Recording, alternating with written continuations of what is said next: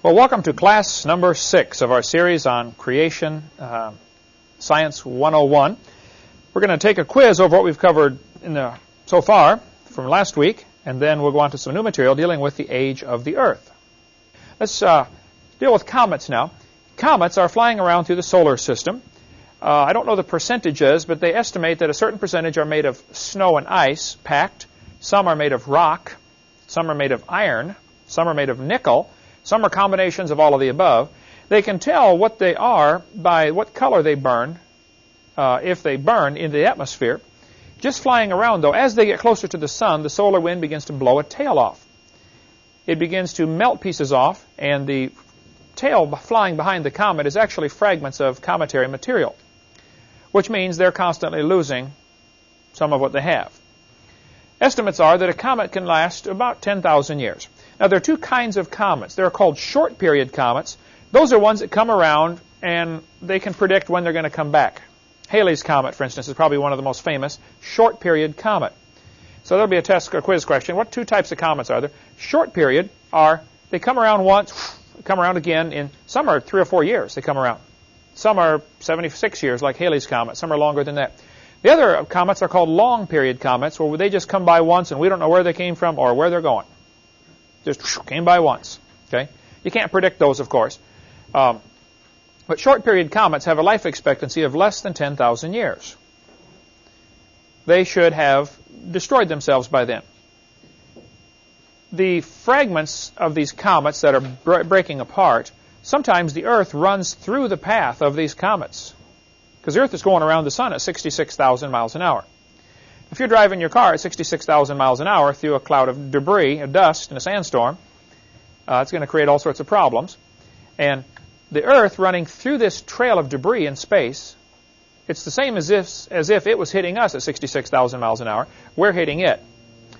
And our atmosphere is 100 to 200 miles thick. It burns up 99.999% of all the debris out there. It acts as a cushion.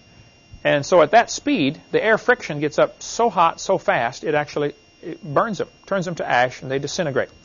About 5 fragments a day get all the way through the atmosphere and strike the Earth. Sometimes pretty good-sized ones. When they hit the Earth, they can do a lot of damage. You were with me, you saw the Barringer crater in Arizona. Gigantic hole in the ground. Something hit and blew this massive hole in the ground. They say the bottom of the hole is big enough that you could play 20 football games simultaneously. On the sides of this crater, you could hold, I think they said 2 million spectators if you set it up with bleachers. It's about, I think, 7/10 of a mile across, if I recall. It's named Barringer because some guy named Barringer bought it. He bought the property. It's in the middle of no place, Arizona. He wouldn't want the property for anything else. But he knew that many comets are made of nickel. Nickel is a relatively expensive metal. It's used, they mix nickel in with iron to make gun barrels, because when it explodes, when you fire the rifle or the cannon, it's going to swell and come back. It allows the metal to swell and not stretch. If you just used iron, it would swell, and every time you shoot it, it gets a little bigger, and pretty soon your bullet's flopping around in there, and you don't want that for sure. So the nickel is used to give the elasticity, but nickel is a pretty rare element, and the nickel is what is highly, comets contain a high degree of nickel. So Barringer bought this property. He thought, if a comet hit here, maybe it's buried down there someplace. I'm going to dig it up. I'm going to mine it. I have a nickel mine and be able to sell this metal. So they found that fragments of nickel all over the fields. As it was coming in, apparently it was burning and pieces are flying off the back of the comet, and then they would cool down and drip. So they find pretty good chunks of nickel all over this field, within a few miles of the crater. He drilled several holes in the bottom looking for the meteor, found nothing, went broke. He had enough money for one more hole, and he was out there with his pistol shooting in the mud, studying, how deep did that thing go anyway, checking the size of a bullet and the speed compared to how hard is the mud. And he noticed a gun accidentally discharged, is the story I heard, at an angle. So the bullet went off at an angle, hit the mud, and made a round hole. He thought, man, if you hit at an angle, it's going to make an oval-shaped hole. No, it made a round hole. He said, wait a minute. Maybe the comet hit at an angle, still made a round hole, But here I've been digging down in the middle of the hole for this comet. It might be buried outside the hole. So he did a bunch of shooting into the mud to see, what it would do as far as, and you notice one side comes up higher than the other of the lip that lifts up. So he went back and measured the mountains around his crater and found one side's higher. He calculated which way the meteor was going to be coming, and he said, wow, it's probably right out here. He had enough money for one more hole. He went out, drilled down, kept hitting something that kept breaking his drill bits, and went broke. That's where the story stopped. That's the Barringer crater, so there may indeed be something down there. Some people think there's nothing down there. It probably got so hot coming in it broke apart, and it hit like a shotgun. A bunch of little pieces hit. So there really isn't a mother lode. Who knows, okay? But anyway, comets are constantly losing material. This is a fact. Nobody argues with this. And they have a life expectancy of less than 10,000 years. And you can't just keep losing and losing like comets are doing. I tell people it's like your checkbook, You can't just keep losing and losing. If your outgo exceeds your income, your upkeep will be your downfall every time. You just can't keep spending money. But these comets are flying around with this life expectancy of less than 10,000 years. So I mentioned this in my seminars. And a scoffer named Madsen has a whole website devoted just to me. Madsen does. I think he sent me his book. Several people have sent me his book. How good are those young Earth proofs, or something like that. It's funny to read because just like students I had in high school, they think because they said something, therefore they answered the question. And the more they talk, it's pretty obvious the less they know about it. He probably did essay questions like that, right? Called a snow job, right? Just keep talking and talking. And you ought to read some of the arguments they give and just go slowly and think about what they're saying. Oftentimes, it's hilarious. Madsen said, here's his answer to my comet argument. Okay, he said, based on a study of the orbits of several long-period comets, the Dutch astronomer Jan Oort proposed, that means he guessed, he thought, he hoped, he prayed, that a great shell of comets existed at the remote frontiers of our solar system. Remote frontiers of our solar system. I'll show you what he means by that in a minute. Talk about remote. He said better statistics in more recent years have supported the existence of the Oort cloud and put it at a distance of 50,000 astronomical units. Now this would be a quiz question. What is an astronomical unit? That is the distance from the sun to the earth. If you're going to measure the distance in space, you need a bigger ruler. You don't want to say it's 474 zillion inches, between these planets. You need a bigger unit of measure. So the distance from Earth to the Sun is 93 million miles, roughly. That is called 1 astronomical unit. Now, we have how many planets in our solar system? 9. Does anybody know the acrostic to memorize the names of them?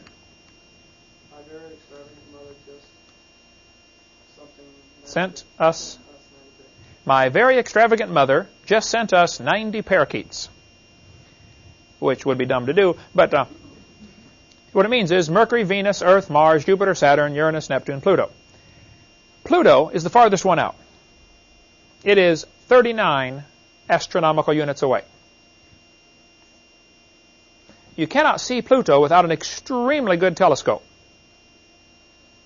He is saying these comets are 50,000 astronomical units away. Now, tell me, do you think he's ever seen those things? I don't think so, right? Here's what they say about the comets, because you're going to have to face this, Eric, when you get out there speaking. Somebody's going to say this Oort cloud is where they're coming from. Well, Earth to Sun is 1 astronomical unit. He's claiming this is 50,000 astronomical units away. What would the force of gravity be, considering the inverse square law? How much pull does the Sun have on these comets? Real close to 0, right? Not much, right? Now, no one has ever seen the Oort cloud, of course. This is all theoretical. Oort never saw the Oort cloud. He made it up. He hoped it happened. He thought it might be there, but he does not know that for sure. Now, Oort proposed this in the 1950s. That's what Madsen said. In 1974, there was an article in Astrophysics and Space Science magazine, volume 31, that said, Oort proposed a cloud of comets surrounding the solar system based on mathematical errors.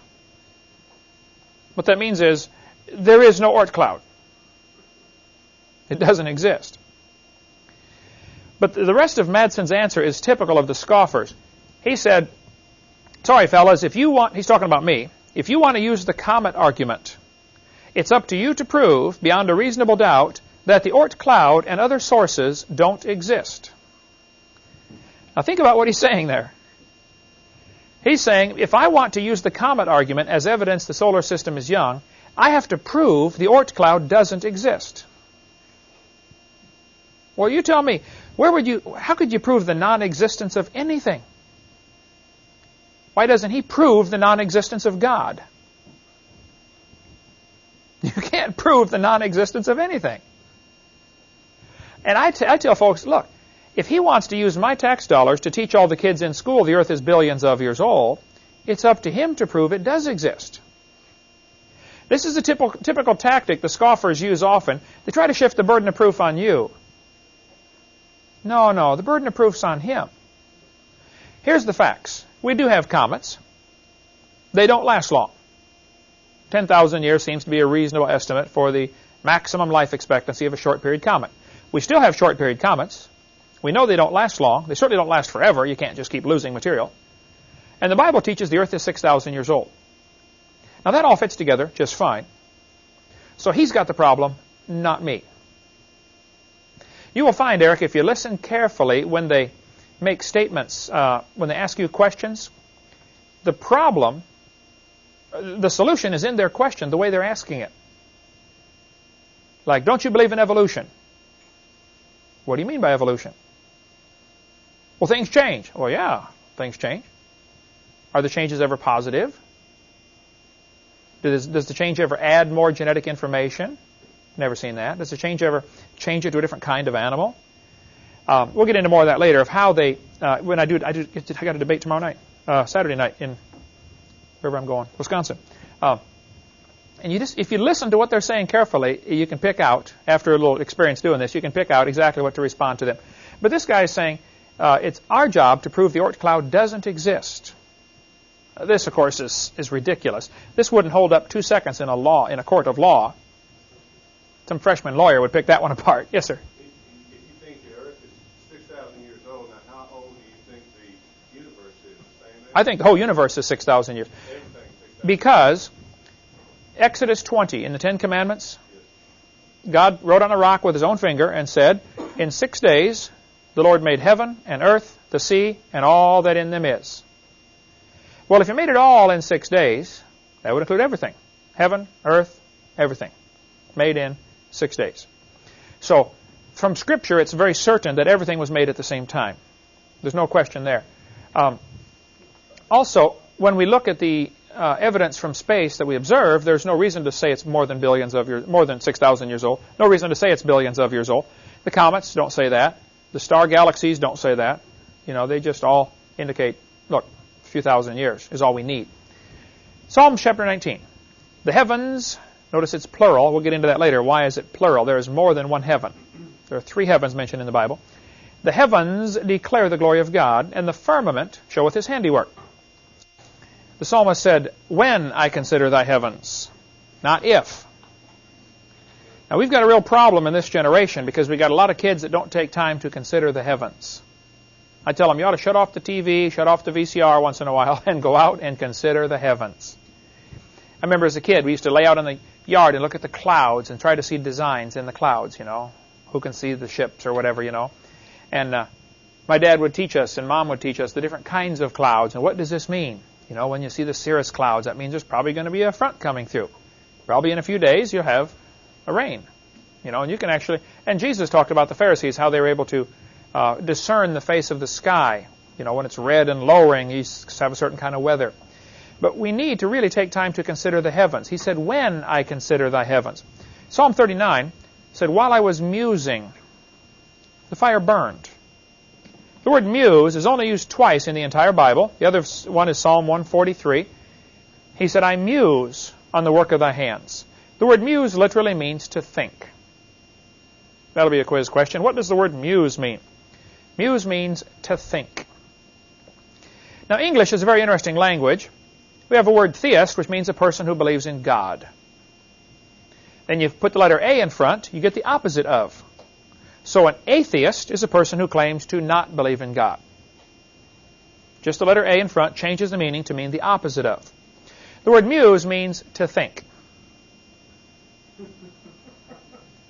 The word amuse literally means to not think. That's the meaning of the word. They have entire parks where you can pay and go do that. How many have ever heard of those before? They're called amusement parks, right? We have a whole generation that wants to be amused, don't we? They don't want to muse. They don't know how to muse. They only know how to be amused. That's why if you watch the Hollywood movies, they get more violent, more explosions. Got to be something bigger, better than the last time. Just like drugs, you know, a person takes drugs or alcohol or anything like that. They want to get this thrill. Well, after a while, it takes more to get the same thrill. The person who drank 4 beers and got drunk, now he's got to drink 6, you know, and then he's got to drink 10, and pretty soon he's got to drink whiskey, and pretty soon nothing works. And the same with a person who chases thrills all their life. The thrill seekers, they're always looking for something bigger or better. They're being amused. They don't take time to muse. Just go outside and lay on the roof and look at the stars. We used to do that as kids. We'd go campouts, you know. Just go look at the stars for a while. I remember up in Colorado one time. We're up in the mountains. We laid out 3 o'clock in the morning. I woke up for some reason, couldn't sleep.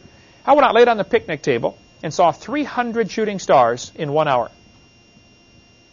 I still remember that, you know, 40 years later. It was awesome. I remember laying in Grandpa's driveway in the backyard in the middle of Arkansas, you know, and seeing the shooting stars going all over the place, scores of them. We need to take time to consider the heavens.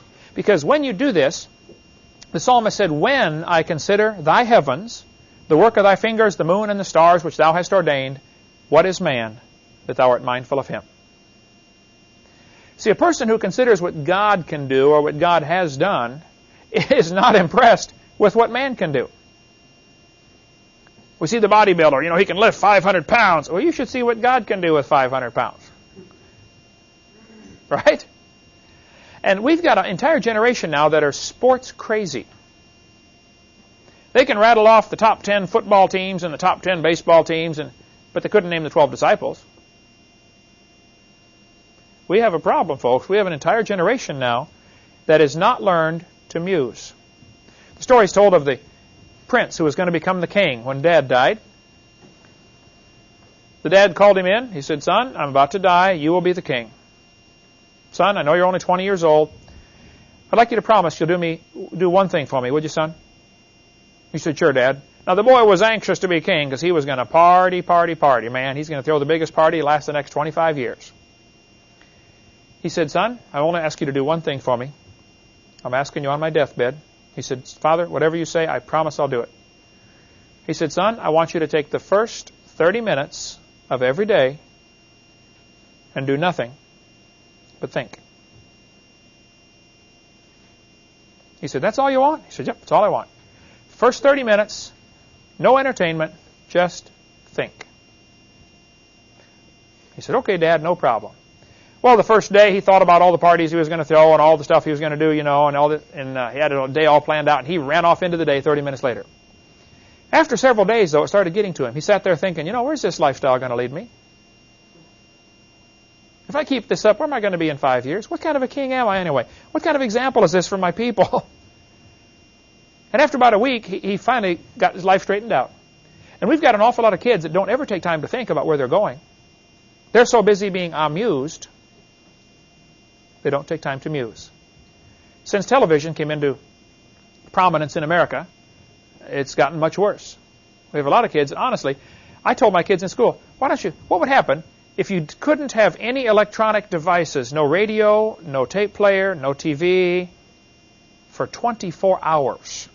It's like, oh, wow, I'd die, man. Well, you'd be surprised. You really wouldn't die. You might go through withdrawal for a few days, but you wouldn't die. We didn't have a television in our house for 11 years when my kids were growing up. They didn't have one. I wanted them to learn to muse. I like to see the little kids playing over here in the yard. Kids need to learn to imagine, to make up things. See the kids playing with the trucks and the cars. They have to have, developing an imagination is a vital part of growing up. People who study child development and child growth will tell you, kids that sit in front of the TV from the time they're 2 years old, something's wrong in the way they develop. They're not learning to think. They're learning to be entertained. It's got to affect them somehow. Go out and consider the heavens. According to the book, I think it's Ackerman's book. Is this the one? No, Donald DeYoung's book, Astronomy in the Bible, which I've got in my office. He said it's been estimated there are enough stars that every person on Earth could own 2 trillion of them. Just since part of the course is for Eric's edification here, if you want to learn how to count to big numbers, did we do this before? Million is the number 1,000 with one set of zeros after it. Billion, Latin word bi for 2, has 2 sets of zeros. Mono, million, bi, billion, trillion would be the number 1,000 with 3 sets of zeros. Mono, bi, tri, what would come next?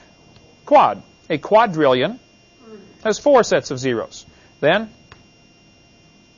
quint. If a woman has 5 babies, she has quintuplets. So a quintillion would be 5 sets of zeros. That's 15 plus the original 3, 18 zeros. Latin for 6 is sex. A sextillion is 6 sets of zeros. And then sept, S-E-P-T, for 7. Oct, for 8. Nov, N-O-V. Sept, oct, nov. Guess what's next? September, October, November, December. Used to be the 7th, 8th, 9th, and 10th month. And then Julius Caesar decided, I want a month named after me, so he made up July. And Augustus Caesar said, well, I want one for me too, so he made up August, and so that shifted everything down. So September, means 7, is the 9th month. Figure that out. October is the 10th month, but that's how they got the names. But just so you know, a trillion is a lot. If you started counting as fast as you could count, you probably couldn't count to a trillion in your lifetime. 2 trillion stars apiece.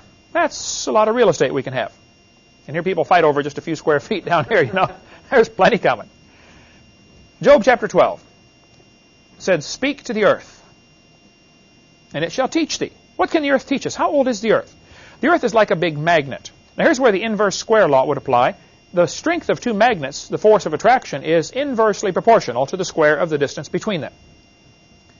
Which is why when you deal with electronics, computers, something like that, if you set a computer right on top of a TV, this could be bad because the TV has a giant magnet at the back that is used to direct the stream that's going across your screen. Stereo systems, any speakers have a big magnet in them. If you get a computer too close to a magnet, you create a problem. But if you double the distance, it's only 1/4 of the problem. So distance is the secret with magnets, or shielding, which they have to forget all that. Anyway, the Earth's magnetic field is getting weaker. Now, since a guy named Gauss, G-A-U-S or G-A-U-S-S, I taught science, not English, but Gauss began measuring the strength of the Earth's magnetic field. How strong is the magnetic field of the Earth? They've noticed since he started doing that, in the last 150 years, the Earth's magnetic field has lost 6% of its strength. If we have lost 6% of our strength in 150 years, the theory is that probably the decline in strength will follow what's called a logarithmic digression instead of a linear digression. Let me show you the difference here, what that means.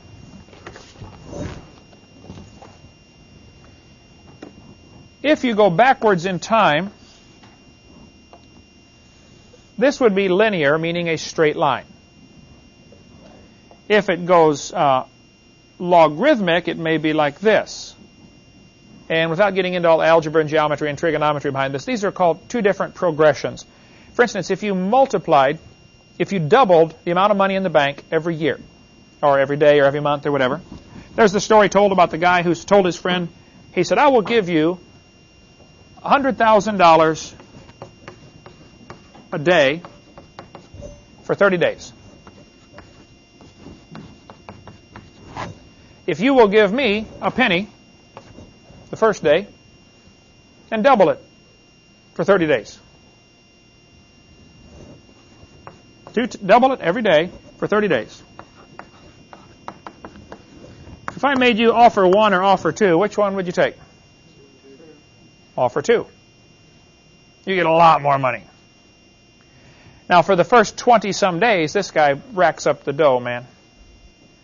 After about 20 or 22 or 24 days, somewhere in there, it starts to really eat him up, and all of a sudden he loses it all in a hurry. This would be a logarithmic or a geometric progression.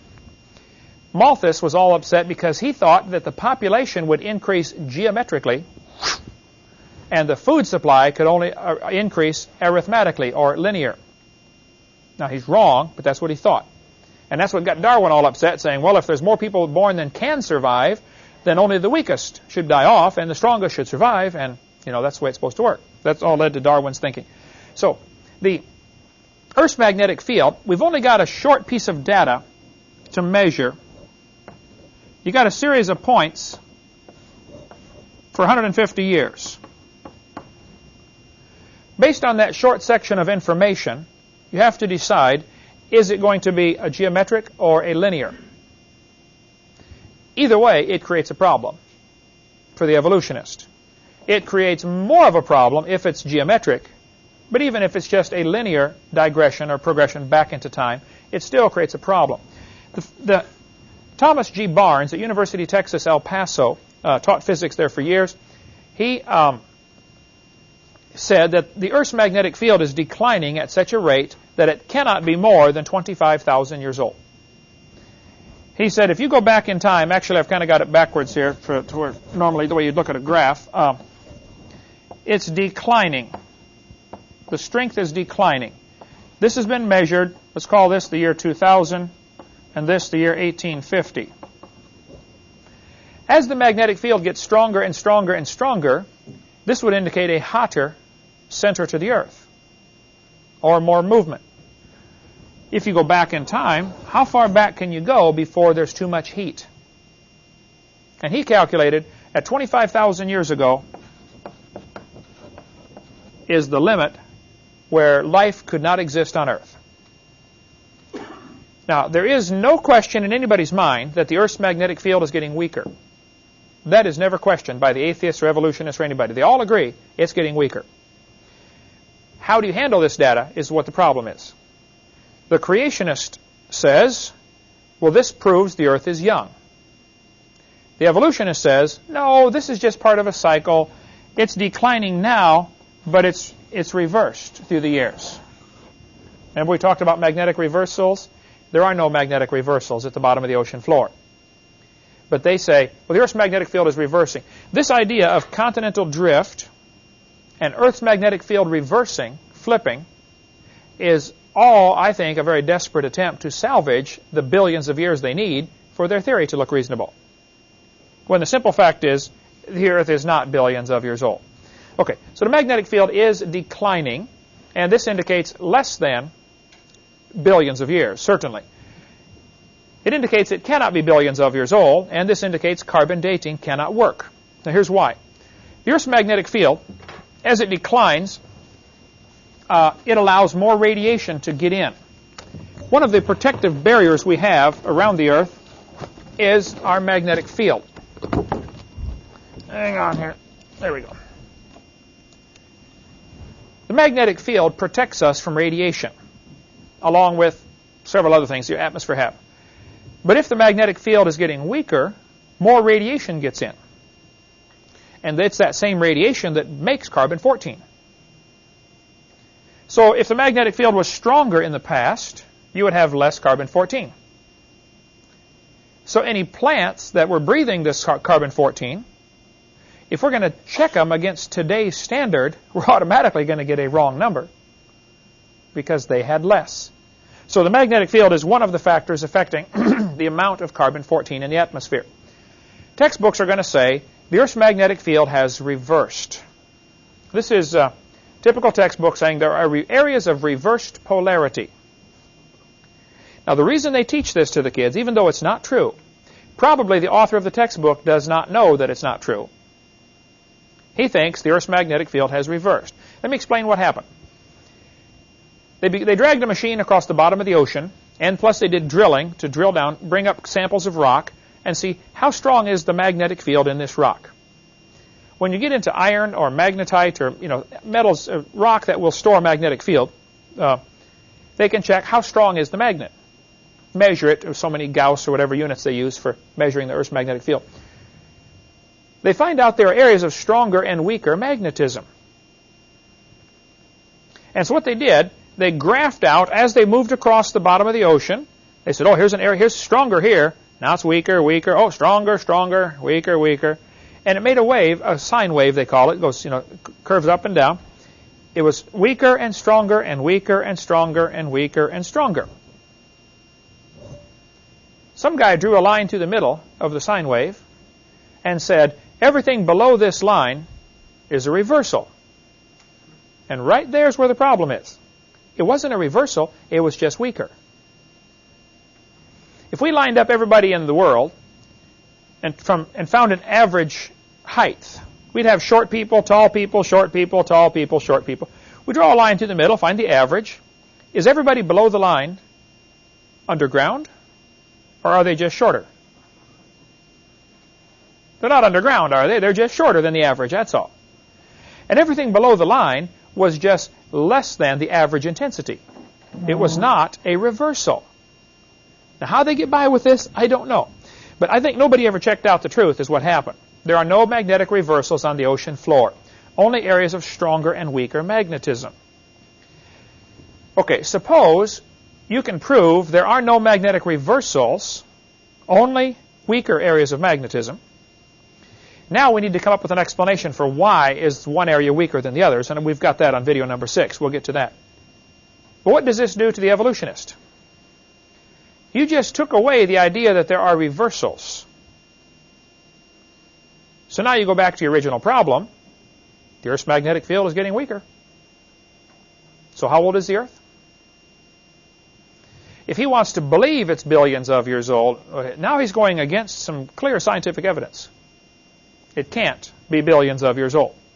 That's for sure. Okay, the Earth is slowing down. Now, scoffers really attack this, what I'm about to give you here, this proof of a young Earth.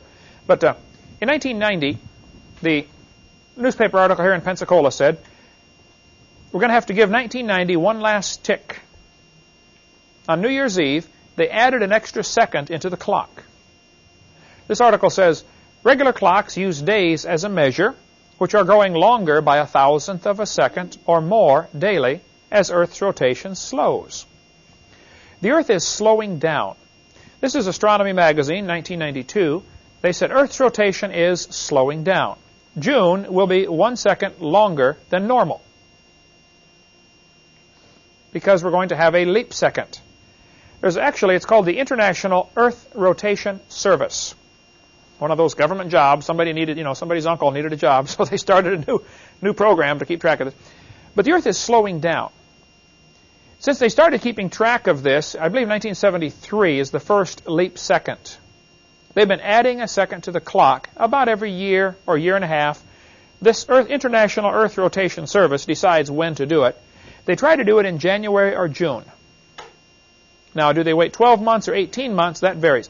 What would slow the Earth down? The Earth is spinning in a vacuum. There's nothing in space. Why would it slow down? There are at least 3 factors that slow it down. Who can tell me what any of them are? Gravity from the sun. Gravity from the sun, I don't... Well, because of the inverse square law, gravity from the sun is pulling a little bit stronger on the close side of the Earth than it is on the far side of the Earth. There's an 8,000-mile difference there. So there's a little more pull on the near side than there is on the far side. I don't know if it's even measurable if the gravity from the sun would slow it down. The 3 factors, maybe a good bonus question at least, maybe not, or if not a quiz question. But one is the Earth is spinning, but the inside is liquid.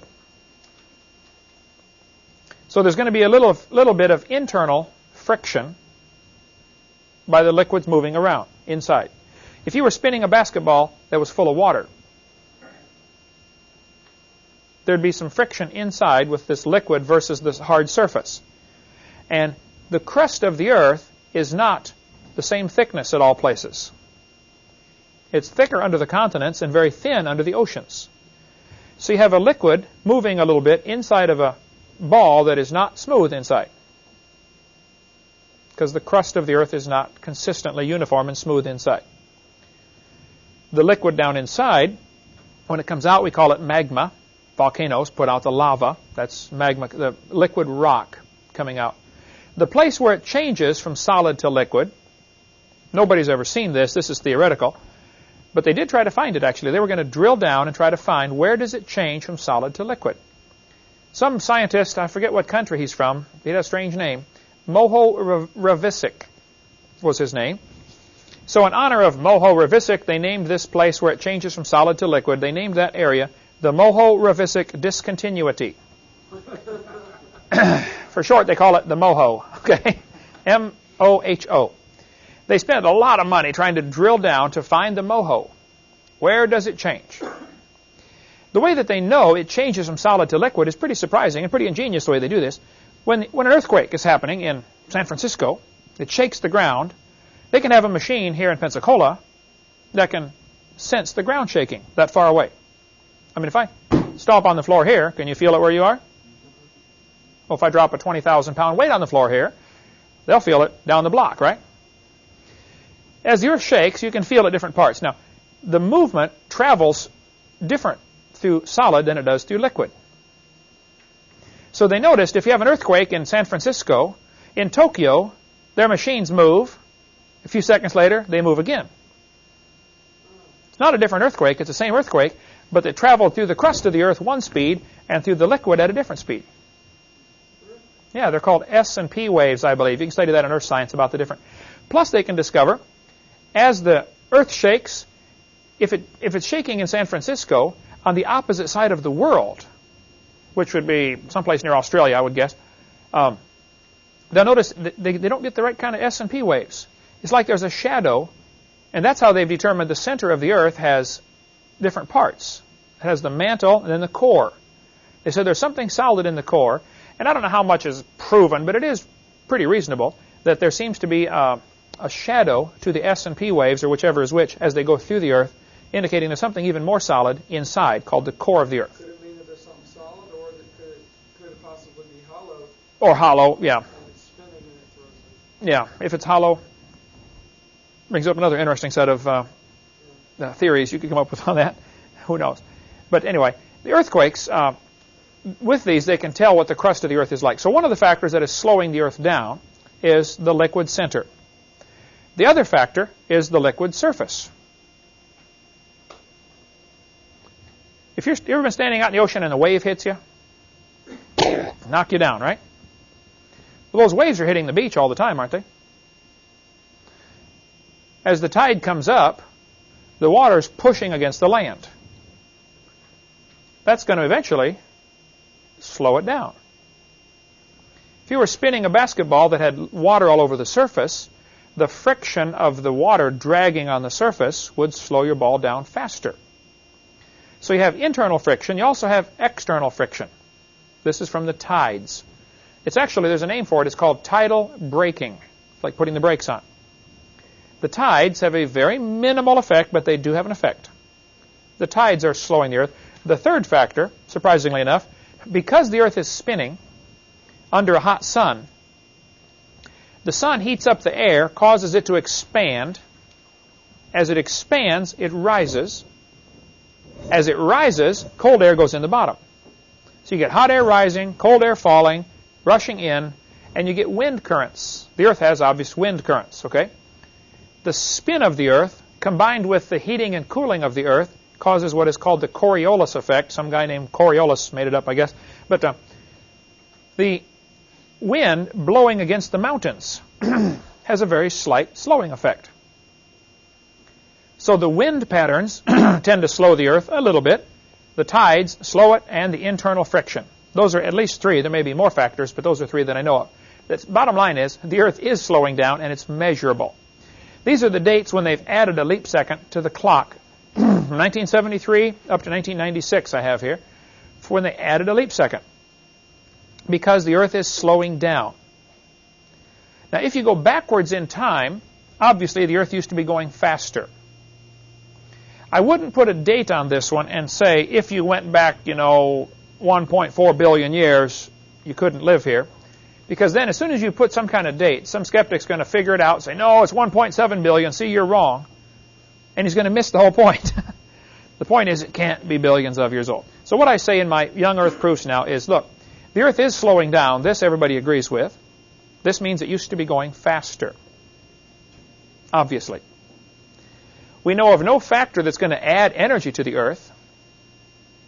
If a meteor hits the Earth that's spinning, there's a possibility it'll speed it up a little bit. But just random chance is going to say an equal number are going to hit it on the wrong side to slow it down. I mean, odds are 50-50, right? So you can't count meteors here as anything to get excited about. So if the Earth is slowing down, there's the Coriolis effect is the name of it there. That's what causes the wind patterns. And that's an interesting study which you should get into in earth science about why do we have prevailing winds. Here in Pensacola, it nearly always comes from the northwest. Other parts of the world, the wind almost always comes from a different direction. Depends on how far you're above the equator and all that stuff. So if the Earth were billions of years old, it used to be going faster. And I make a joke out of it at this point and say, well, if you think the dinosaurs lived 200 million years ago, man, I know what happened to them. They'd have been thrown off the Earth. Now, the truth of the matter is, at 200 million years ago, it probably wouldn't be real sufficient or real significant as far as the effect. In 6,000 years, it'll make a few minutes or maybe 15 minutes a day difference. You go back a few billion years, it starts to make a real difference. Now, several planets today are spinning awful fast. I believe it's Jupiter spins every 10 hours. That's a giant planet, for one thing, and it's spinning every 10 hours. Venus spins once every 443 days, or something like that. It's real slowly spinning. So different planets have different spins, and who cares? You can learn all that stuff if you like. But the Earth is slowing down in its spin for at least 3 factors, which means obviously it used to be going faster. This puts a time limit. For one thing, the textbooks are going to tell the kids the Earth is billions of years old. The Earth formed, according to them, 4.6 billion years ago. Now, at that time, the Earth would have been spinning an awful lot faster. If the Earth was spinning, say, let's just say it's spinning 20 times faster, the Earth is almost a perfect ball. What happens to a ball when you spin it real fast? Flattens out. Becomes like a frisbee, right? So if the Earth was cooling down 4.6 billion years ago and spinning lots faster, it wouldn't be round. The crust would have hardened in an egg shape. Frisbee. We wouldn't have a near perfect ball. The Earth is flattened right now. The poles are pulled in, I think it's 20 miles. It's about 20 miles wider at the equator than it is at the poles because of its spin. It's pretty heavy, you know, and just the centrifugal force going around at 1,000 miles an hour, it's pulling it out a little bit. So the Earth is spinning. Okay, the Earth is spinning is a scientific fact. How fast it was going a billion years ago, I don't know, but it does put some kind of time limit. And evolutionists don't like time limits at all. They want to have billions and billions of years. Another factor here. The Sahara Desert is the largest desert in the world. The wind almost always blows the same way because of the Coriolis effect. It happens to be in an area where the wind blows the same direction most of the time. The hot air comes off the desert and kills the trees at the edge, and that area becomes desert. The process is called desertification. That'll be a good quiz question. The process by which deserts grow. What happens is, once the area becomes desert, all the minerals leach out of the ground, and nothing will grow there again. You take pure, hot, baked sand and plant some seeds in it, there's nothing there for them to grow on. And so the soil actually gets sterilized. Nothing will grow. Sahara Desert is 1,300 miles north to south. This textbook tells the kids, notice the picture here, past Sahara Desert was pretty small, wasn't it? The yellow part. Then the pink part is the present. Possible future extension. People living right on the edge of the Sahara Desert are making the problem worse because they want to build a house or have a fire to cook their food. There's only a few trees anyway, so they cut them down. And now there's no trees. You get a good rainstorm, what happens to your soil? Washes away. Now you can't plant your crops because your topsoil's gone. So they move on further south. Because of the desertification process and because of people and their poor farming practice, Sahara Desert right now is growing 4 miles a year. At 4 miles in a year, at 100 years, that's a problem. What used to be good, beautiful farmland is now desert in a hurry. What are all these people going to do? Keep moving. Where? Onto somebody else's property. Going to create a problem, right? Regardless of the human suffering and tragedy going on over there, and it is a tragedy, because of this process, this desert is growing. But even if no people lived there, the desert would still grow because of the hot air killing the trees and grass at the edge, and the soil gets sterilized. They did quite a study on this and said the Sahara Desert is about 4,000 years old. Actually, now with satellites, they can go up and fly over with the satellites and look down and see where old rivers used to be. Riverbeds all over the Sahara. Used to be a lush tropical forest. Sahara Desert's about 4,000 years old. Now that brings up an interesting question. If the Earth is billions of years old, why don't we have a bigger desert someplace? Why do you think the largest desert in the world is less than 4,000 years old? You have a theory about that, Dan? Yeah, me too. You see, about 6,000 years ago, God made everything. 4,400 years ago, there was a flood. In this flood, everything drowned, of course, and it's pretty hard to have a desert under a flood. And so the biggest desert in the world should be less than 4,400 years old, if the Bible is correct. Oh, and it is. Well, what do you know? So here we have an interesting correlation that the Bible date is correct. Roughly 4,400 years ago, a worldwide flood. When they drill down into the ground, they hit oil. The oil's under pressure up to, I don't know, I've not heard of any exceeding this, but up to 20,000 pounds per square inch of pressure. That oil wants out of there. How many have ever seen the movies where they drill down and hit a gusher? The oil comes squirting up out of the ground, okay? Not all oil wells are that way, believe me, but some are. Incredible pressure. When we lived in Texas, we had a lot of guys that worked in our church that worked in the oil field. And being a science teacher, I was always curious about the oil, and how do they do this? And I would go out and visit the oil wells and, watch them drill this stuff. They drill down about 1,000 feet, a big 12-inch hole. That's quite a post hole digger, by the way, they've got for that. They dig down 1,000 feet. Then they put a special donut down there called a blowout preventer. And they run wires up to the top to a switch. Then they go and they drill through the middle of their blowout preventer. They drill a 4 or 6 inch hole the rest of the way down. If they hit a high pressure pocket, the switch automatically trips to close it off. Because in the early days, they would drill down for gas or oil. They hit one of these high pressure pockets, and it comes shooting up out of the ground so hard, it eats the side of the hole away, and the hole gets bigger and bigger and bigger from all this oil squirting up, and pretty soon everything falls in the hole. People, buildings, tractors, everything. There was one in East Texas, I believe, where it ate up an entire acre, collapsed. Killed a bunch of people. Everything just swallowed up into the ground. It wasted a lot of oil, too. Blows all over the place. So now they prevent that with what's called a blowout preventer. Who cares, right? The fact is, oil wells often have incredible pressure down there. Now, the guys who deal with this have to have special tubing, special valves, special equipment. They're ready to handle incredible pressure. The scientists who studied the rocks on top of the oil say this rock can't handle the pressure for more than about 10,000 years. The pressure should have leaked off. What would eventually happen is the rock's going to crack. When I was in Texas, in the middle of oil patch in Longview, Texas, we had guys, I'd go soul winning, and they would say, "Oh, I do frack jobs for a living." So you do what? He said, "Yeah, we drill down, we pump the oil out of the ground." Now you got to figure way down there, it's like a big sponge, only hard rock sponge, a sandstone sponge. You pump out the oil, it soaks into the hole, you pump out some more, and you got to wait till more oil soaks in. The oil's not in a hurry to get to the hole, just gravity fed, okay, or under pressure. But after a few years, you've pumped out an area about as far as you can get. Now your oil well quits pumping. Nothing down there to pump anymore.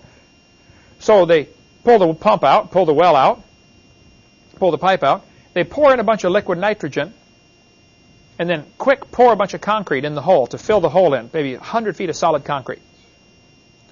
The concrete hardens, the nitrogen is hot, turns to gas, expands, and it creates so much pressure, it cracks the rock underground. And cracks go shooting out for hundreds of yards in all directions. It's an underground explosion is what it is. And they're fracturing the ground, out, from here to PCA. Now the oil over there has got a crack to flow through, so it flows into your hole, and you can start pumping it again. Of course, now you got the problem. You've got your concrete plug. You got to drill that out. So it's a real expensive process, but that you can study all that if you'd like to get into oil production. But the fact is, we do have pressure. It doesn't last long. So two obvious questions should come up. Why is there oil in the ground? Where did it come from? And why does it still have pressure? Nearly all scientists agree that oil comes from organisms, living organisms, that are squeezed and heated. Under pressure and heat, you can convert a ton of garbage to oil in a few minutes. There's a good article in Creation magazine, Creation Ex Nihilo. If you get the 1990 edition, I believe is where it is. Also, Impact article number 155 are some good ones to read if you want to study. And Eric, you should do this. Definitely read up on oil formation. Scientists can take a ton of garbage and squeeze it into oil in the laboratory in about 20 minutes. They did a test where they took some organic material. Now, the word organic means something that used to be alive. Plants, animals, okay, is organic. Oil is, almost everybody agrees, comes from organic material. Plant or animal or human. Under pressure and heat will change to oil. Hitler, it is reported, some of the Jews that were killed, he took the bodies and had them baked to produce oil for his tanks.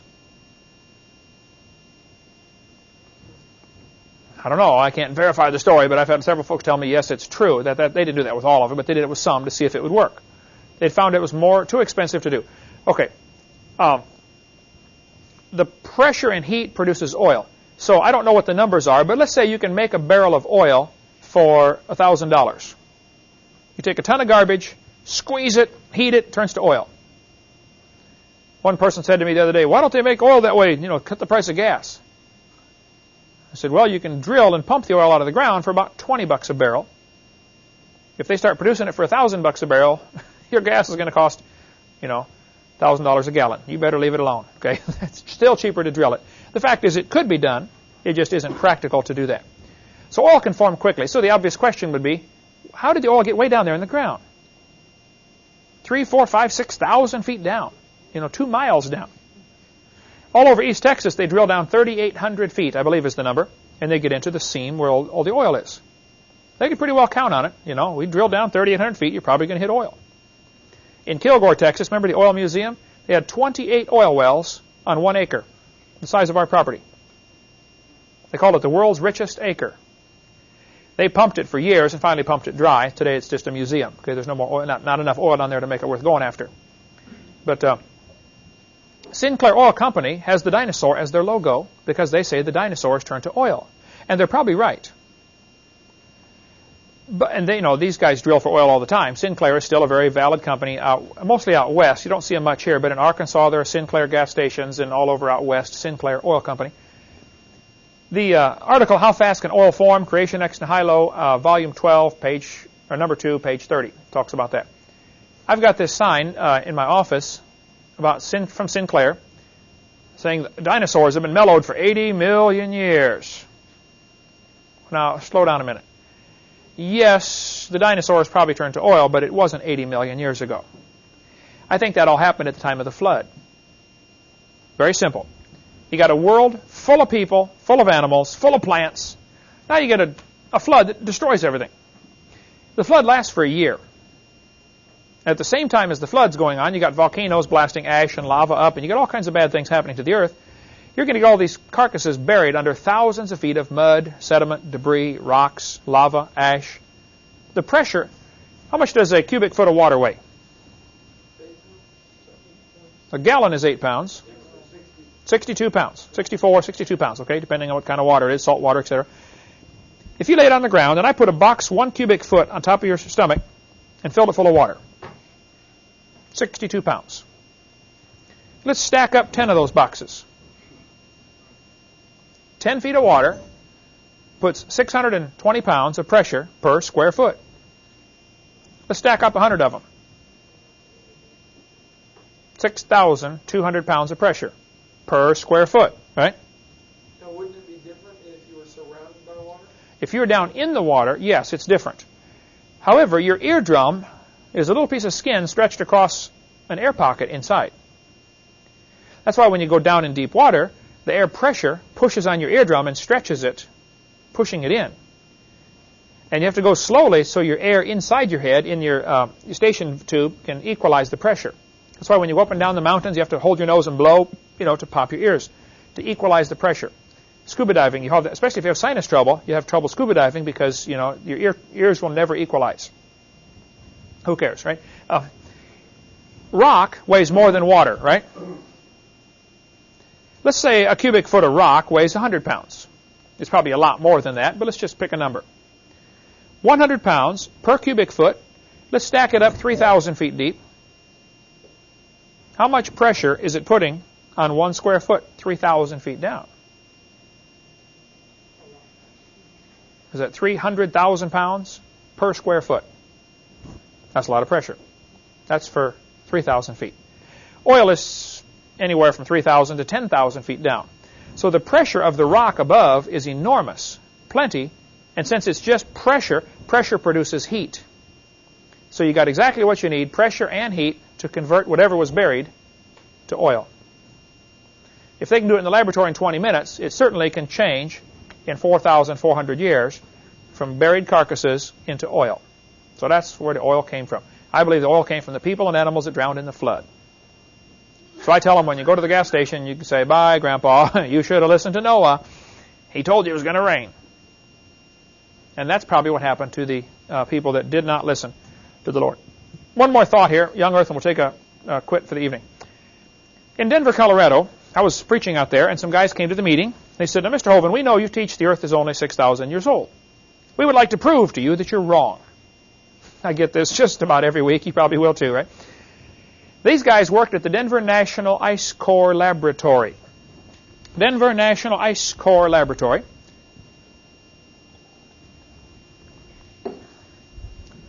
It is a section of the Federal Center in Denver, Colorado. What you're seeing here is a picture of a giant freezer. This freezer is enormous. The guys who brought me into this freezer, it's 36 below zero in there all the time. Taxpayers are paying the electric bill, so, set it where you're comfortable. The freezer is enormous. These were the guys that go to Greenland and drill holes through the ice. They also go to the South Pole and drill holes. The Russians are doing this too. They take these, it's called a coring machine. Here's a picture of one here. It's like a pipe. It drills down, maybe a 4-inch pipe. It drills down just the outside. So the center part is not disturbed. It's called a coring machine. I asked them, I said, "Now, when you're drilling a pipe down into the ground and you pick it up, doesn't the piece fall out?" They said, "Oh, no." They showed me the thing, how they do it, the drilling machine. It's got little flaps in there down near the bottom. When they stop turning, as soon as they start to lift up, these flaps come in and catch. So they drill about a 6-foot section at a time. They drill down. As soon as they start to lift it, it snags the bottom and breaks it off.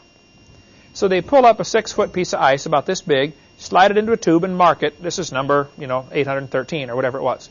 Then they can go back to the laboratory and put them in order and reassemble it. So they have a huge, long core of, just as if they laid it out from drilling down. The deepest hole they ever drilled is 10,000 feet through this ice with this coring machine. They actually set up a big building over the top to stay warm while they're doing all this work, and they may live there for 2 months while they're drilling a hole, just so they can have some more ice in Denver. Just what they need. But this newspaper article said, in Lakewood, Colorado, a Denver suburb, Associated Press, 10 ice core samples yanked from a remote Antarctic glacier are resting in a giant freezer here waiting to be tested. What do they want the ice out of the Greenland and South Pole for? When they drill down, here's the coring machine. You can see the teeth at the end, how it kind of grips it when it starts to pull it up. I drew these lines on here because you can't see it at this angle, but there are dark and light lines, which I'll show you in a minute. The guys took me in the freezer and they showed me these lines. And here's a photograph of one. You can see the dark and light lines. They said, "Now, Mr. Hovind, up in Greenland, it doesn't snow much, and it's really cold in the winter. In the summer, the snow melts just a little, and you get a layer of water on top. Then it refreezes in the winter and makes a clear layer of ice." Now, clear ice on this picture shows up as a dark line.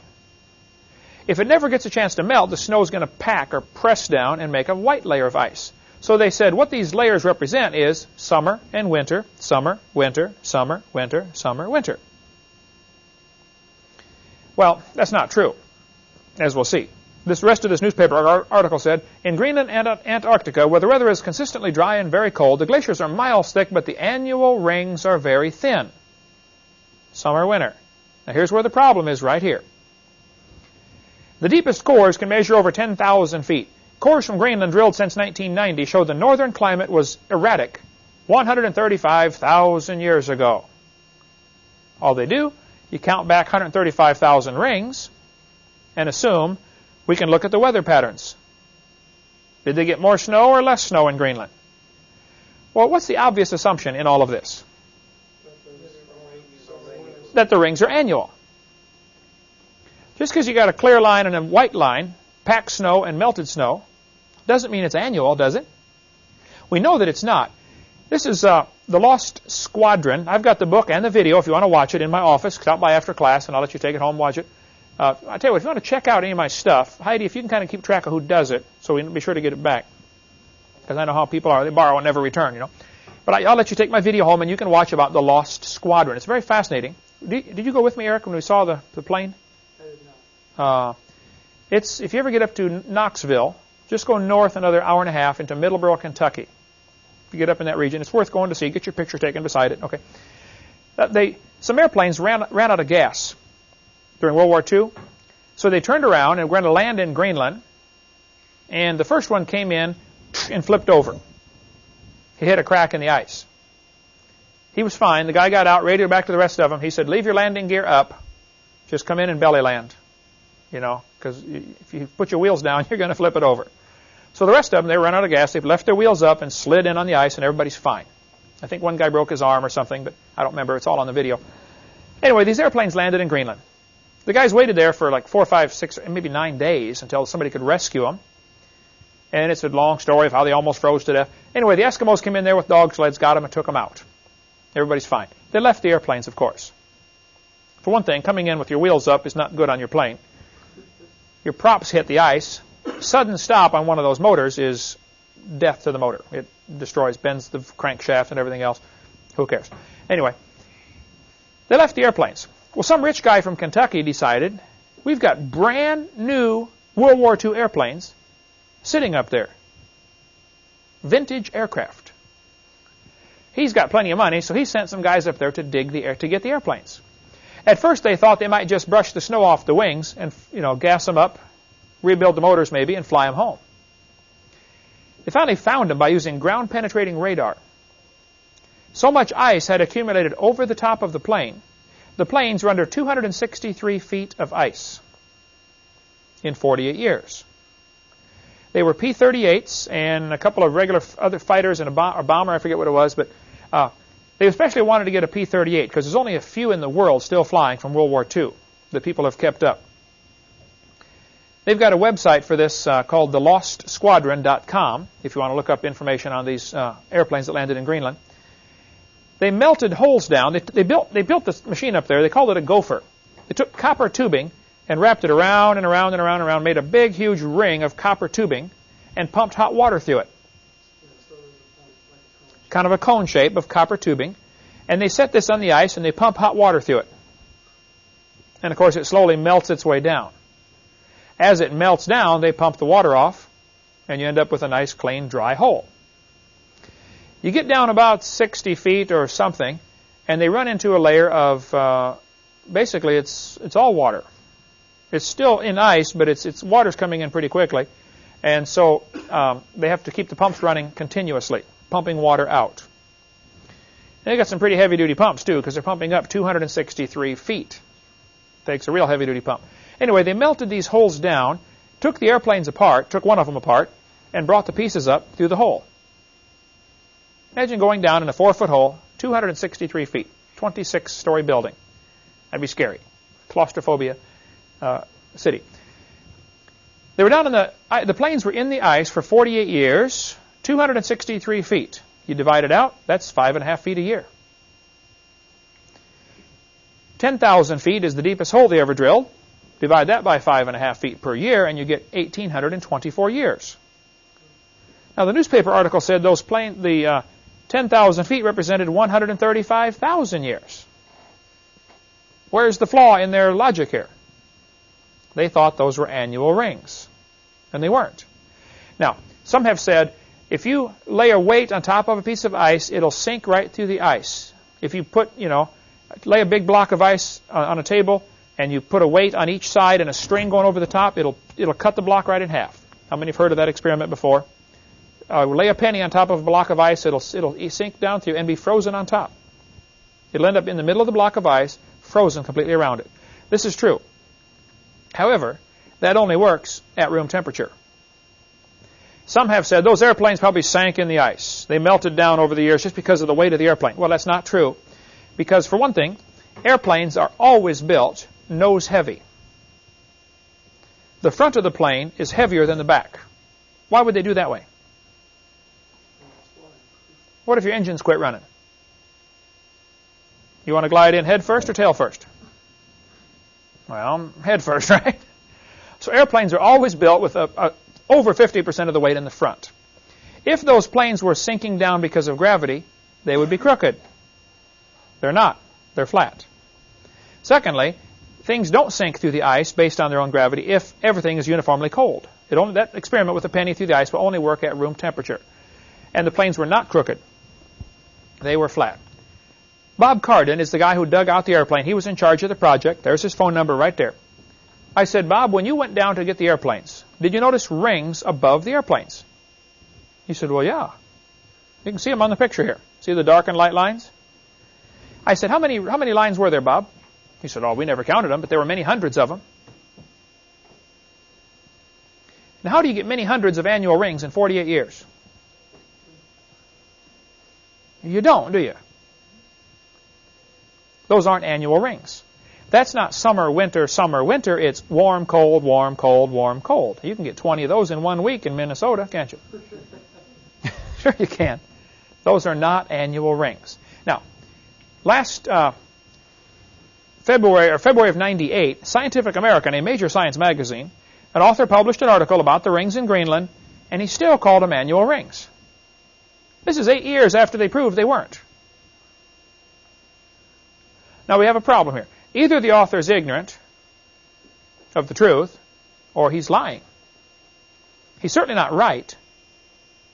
So hopefully he's just ignorant, because ignorance can be fixed. Okay? Stupid is forever, but ignorance can be fixed. If he's just ignorant, we can deal with that. If he's stupid, I'm sorry, we can't help you. Those are not annual rings. This picture a guy sent me just a few weeks ago.